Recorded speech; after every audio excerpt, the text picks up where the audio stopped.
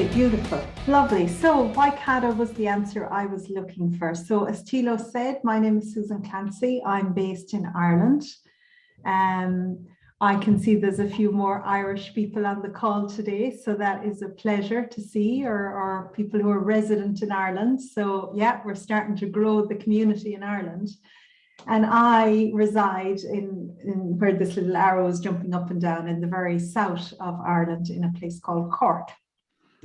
So who am I? So I know a few people on the call, but if you don't know me, I started my career as a production operator for about 3 years. Wasn't the plan. I started doing computer engineering in college, failed with flying colors, and found myself in industry trying to work my way back to college over a number of years, but started out as a production operator.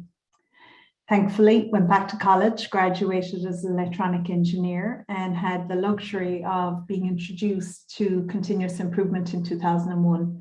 Probably always had a mindset for continuous improvement and making the working environment better and easier.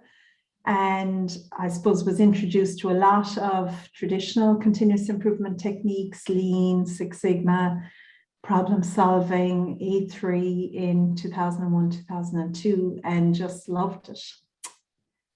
Always wanted to be my own boss and thought it was going to be something to do with motorcycles because I was a motorcycle fanatic, but instead ended up being a management consulting company, a lot more sensible. Started it on my own in 2006. My husband was in full-time employment at the time, and he joined me a year later in 2007.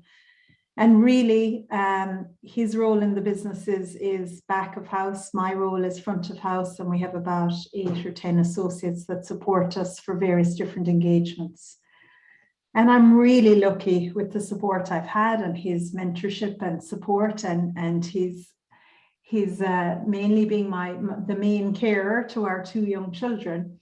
I've had the luxury of working in many different places around the globe over these past 16 years, and I've worked in every sector except law. So someday I will be able to say every sector, and it's been an absolute joy. So what's my mission?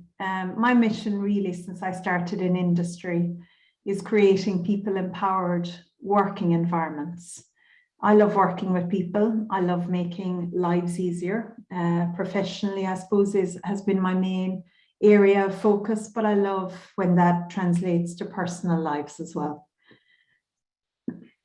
So what are the challenges I've seen in industry over the years? Many times I see improvements being done in organizations with no link to strategic plans. And that's a real struggle, because if you're working on activities that don't keep senior leaders awake at night, then the opportunity to deprioritize those improvements is very high.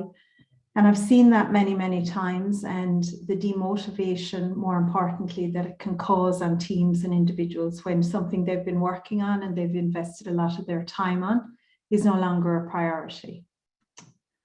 I've also seen a lot of lack of real-time problem insights, and still the reliance on the trusty Excel sheet and the highlighter pen, even with some of the most expensive computer systems in the world. I've seen a lot of organizations often use tools for tools' sake. Every once in a while, there's a flavor of the month, and let's go and use this for a couple of months, and then it fizzles away, and then we'll use something else in the chocolate box.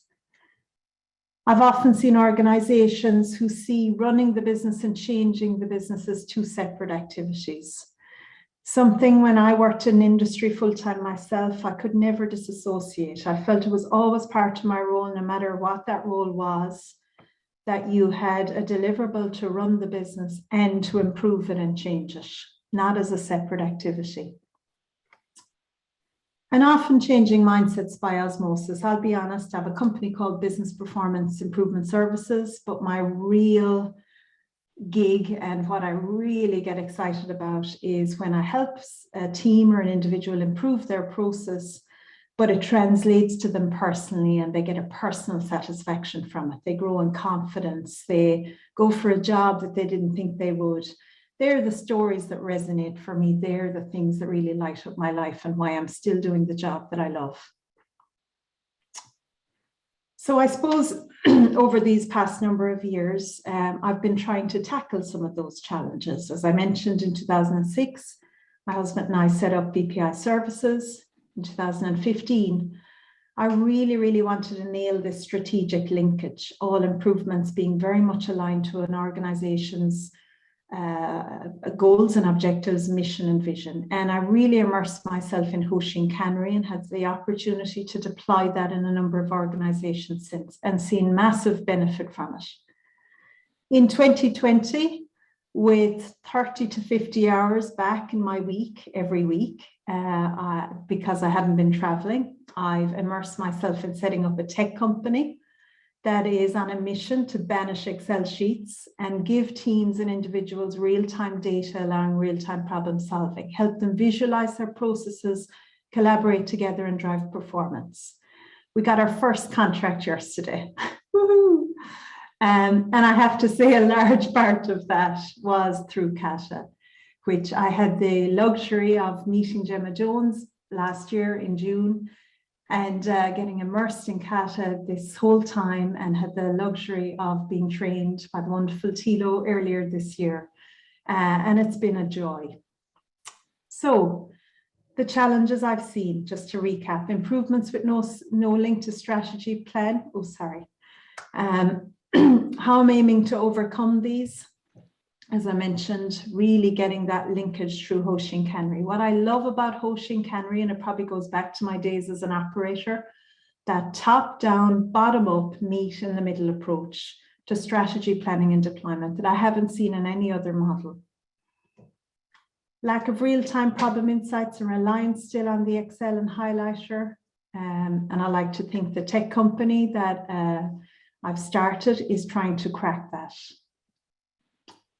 In terms of tools for tools' sake, every once in a while, running the business and changing the business seen as separate activities and changing mindset by osmosis.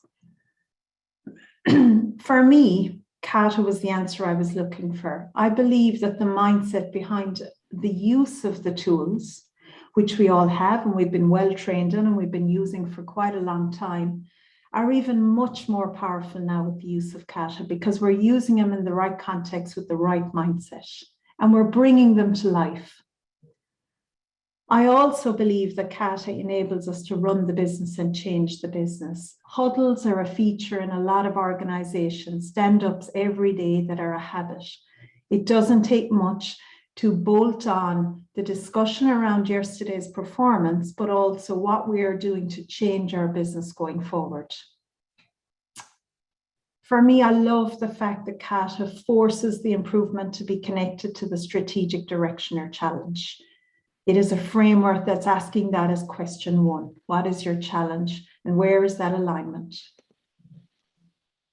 To quote something that Tracy Defoe says, when you get to the edge of what you know, that's when Kata comes into its own. And what better opportunity have we got for something that is so life-changing in our lifetime as COVID, with so much unknown and so much need for us to be able to navigate complex territory? Is it so empowering to have a skill to do that across industry and in our personal lives? And always understanding the current state, today, now. Again, this is what Kata is always asking for, and I'm hoping to bridge that gap with ConnectWorks. The changing mindset by osmosis, just to talk about that a little bit. So traditionally, I would have worked with a team or an individual at all levels on looking at the process that they're involved in on a regular basis. I would have used the traditional tools and techniques and some problem-solving framework. Would I have made a change to their working life and their process that they work in or their function or department? Absolutely. Would they have felt wonderful? Absolutely. For a time. But was I really changing their mindset and how they thought and their behavior? I don't think so.